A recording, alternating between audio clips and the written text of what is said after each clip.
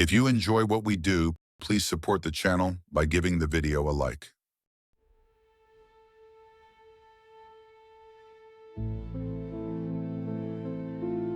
Unexplained phenomenon is a staple in human culture. Strange goings-on, paranormal in nature, are prominent in our lives in one form or another.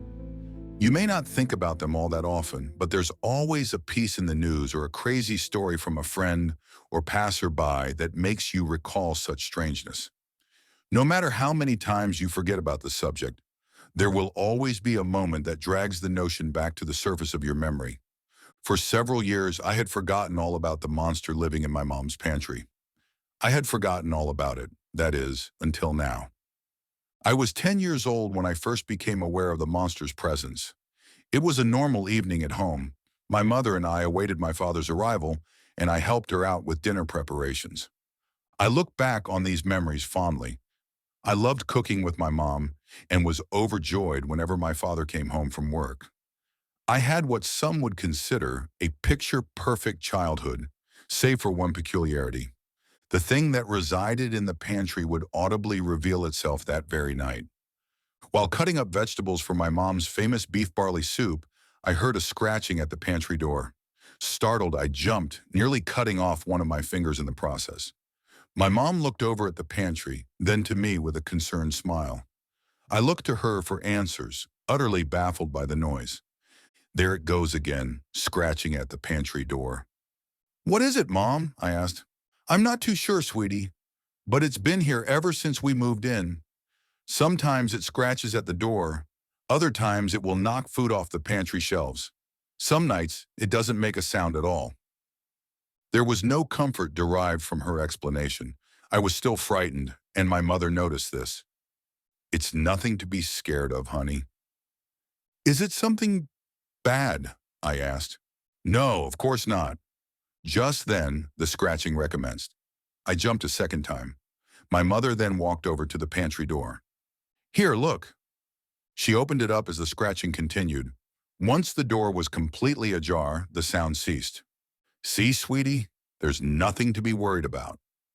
Despite my mother's comforting words, my 10-year-old heart couldn't help but race with fear. In the coming years, I continued to help her cook, but I never once set foot back in that pantry, convinced that the thing living in there was a monster out to get me. This fear was kept alive by the scratching that would interrupt otherwise happy moments. I ignored it the best I could, but sometimes I would have to leave the kitchen. Eventually, the sound stopped altogether. It's now been many years since then, and both of my parents have passed away. In their wills, I was left everything, including my childhood home. It took me a while to come to terms with their deaths and move back in, but I eventually accepted the situation and embraced the living space where I grew up. It was the little memories sprinkled throughout the house that helped me cope. Sometimes I would walk into the living room and see my dad sitting in his chair, smoking a cigar and watching his favorite sitcom. At other points, I would see my mother in the kitchen, making us dinner. These corporeal fragments of a time long since past kept me going. After a while, the house felt like home again. Until one day. I had just arrived home from work when it happened. I sat down on my dad's favorite chair and flipped on the TV to unwind. Something crossed my mind. Minus the tobacco, I had actually become my father. This thought put a bit of a smile on my face as I reclined the chair to relax.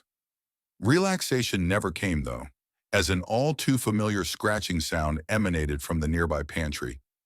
My smile quickly vanished. I jumped up and ran to the kitchen to investigate. The scratching continued and increased in volume. I stared at the door, hoping an answer would jump out at me, but also hoping whatever was inside wouldn't do the same. Without many options at my disposal, I was forced to open it. Much to my anticipation, the noise ceased, and I found nothing behind the door but some empty shelves and an old broom. This was the same thing that happened when my mother opened the door many years ago. I was no longer a frightened child, but the sound's return was still unnerving. At least it was at first. After a while, it became nothing more than a bothersome fixture in my otherwise normal days. Whenever I came home from work, woke up in the middle of the night, or sat down to watch television, That terrible scratching would invade my ear space, not stopping until I opened that damn pantry door. This routine continued for over a year. One night, however, everything changed. I had just gotten home from a long day of work and flung myself into the comfort of my bedsheets. I wanted more than anything to drift off into a peaceful slumber, hoping the day's troubles would melt away in the form of happy dreams and restful sleep. Unfortunately for me, the moment my head hit the pillow, the scratching started up once more. I groaned in anger, not wanting to leave my bed for anything, much less that damn noise. Because of this, I made the mistake of not getting up right away.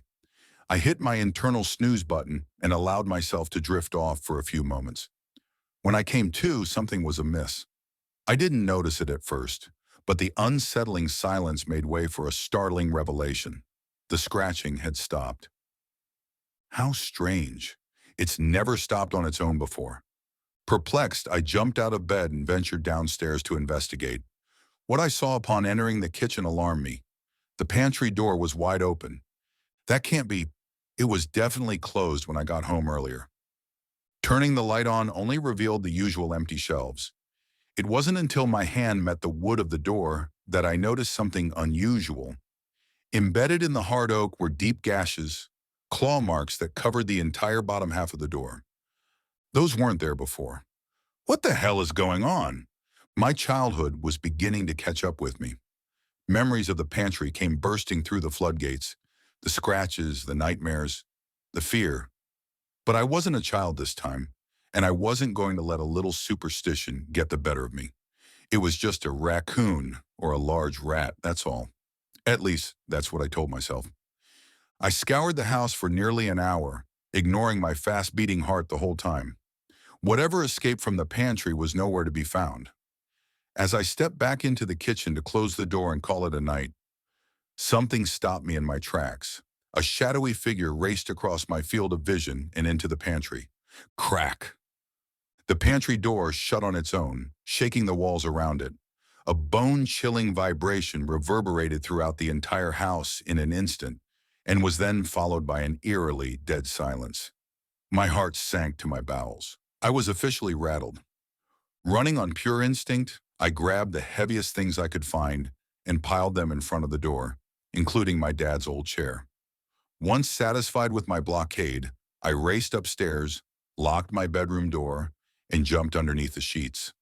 I was a kid again, scared shitless of the monster living in my mom's pantry. After the fear and adrenaline tapered off, I managed to get a little bit of rest. My late-night adventure had come to an end. I woke up the next morning in denial, a defense mechanism of a mind bruised by fear.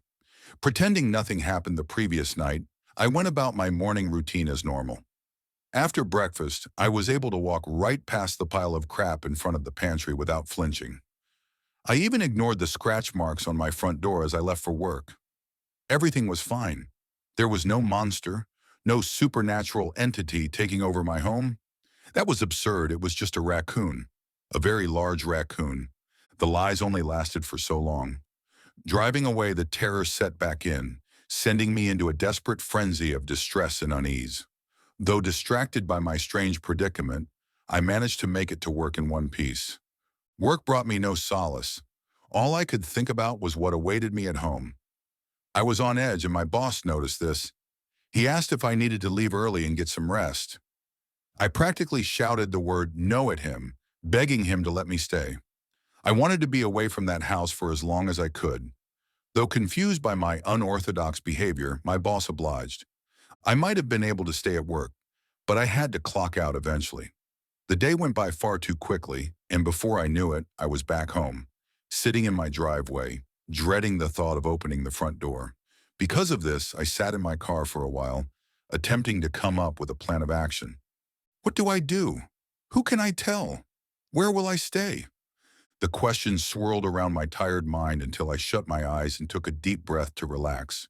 The weariness caught up with me in this moment, causing me to drift off into a stress-induced coma of sorts.